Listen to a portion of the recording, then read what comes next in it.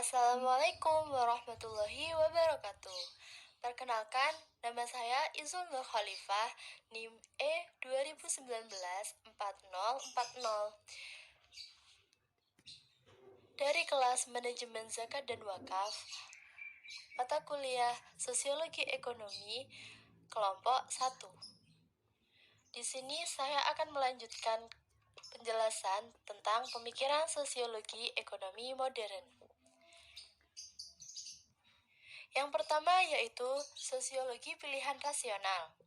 Teori pilihan rasional, kadang disebut teori pilihan atau teori tindakan rasional, adalah kerangka pemikiran untuk memahami dan merancang model perilaku sosial dan ekonomi. Asumsi dasar teori pilihan rasional adalah seluruh perilaku sosial disebabkan oleh perilaku individu yang masing-masing membuat keputusannya sendiri. Teori ini berfokus pada penentu pilihan individu atau individualisme metodologis.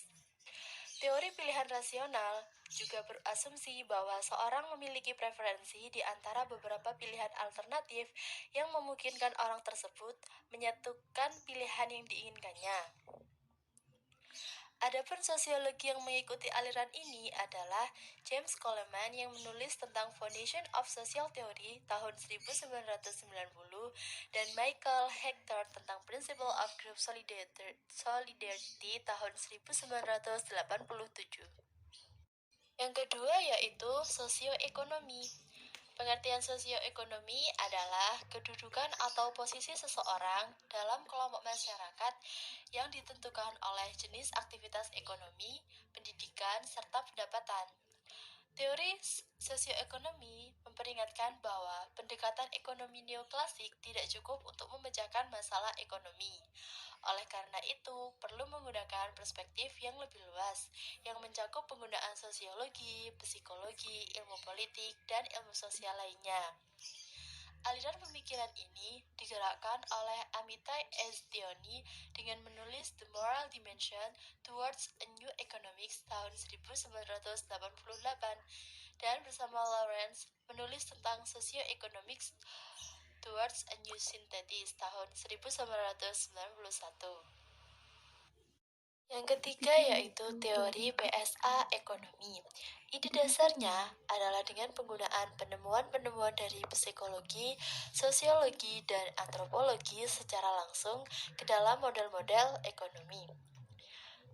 Tokoh dari aliran pemikiran ini adalah George Akerlof, terutama disuarakan lewat An Economics Theories Books of Tales, Essay the Internet, The Consequence of New Assumption in Economics Theory tahun 1984.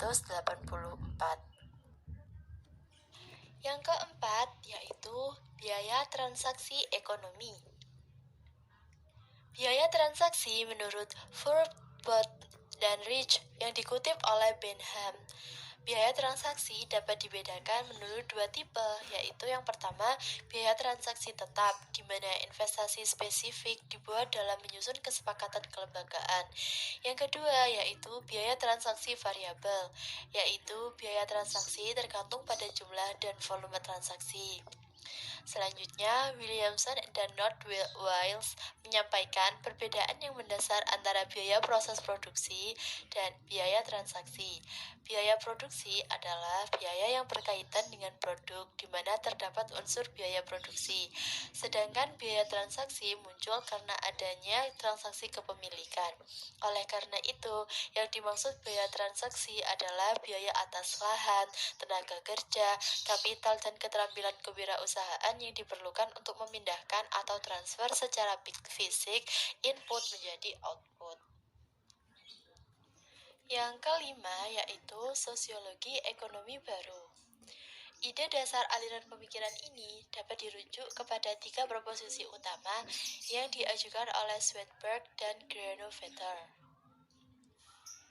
Ketiga proposisi tersebut berakar dari pemikiran Weber yang dikembangkan secara lebih luas dan tajam oleh Swedberg dan Granovetter. Memahami tindakan ekonomi sebagai bentuk dari tindakan sosial dapat dirujuk kepada konsep tindakan sosial yang diajukan Weber. Tindakan ekonomi dapat dipandang sebagai suatu tindakan sosial sejauh tindakan tersebut memperhatikan tingkah laku orang lain. Memberi perhatian ini dilakukan secara sosial dalam berbagai acara. Misalnya, memperhatikan orang lain, berbicara dengan mereka, berpikir tentang mereka, dan memberi senyum kepada mereka. Lebih jauh, Weber menjelaskan bahwa aktor selalu mengarahkan tindakannya kepada perilaku orang lain melalui makna-makna yang terstruktur. Ini berarti bahwa aktor menginterpretasikan kebiasaan-kebiasaan, adat, dan norma-norma yang dimiliki dalam sistem hubungan sosial yang sedang berlangsung. Demikian presentasi dari saya. Kurang lebihnya saya minta maaf. Wassalamualaikum warahmatullahi wabarakatuh.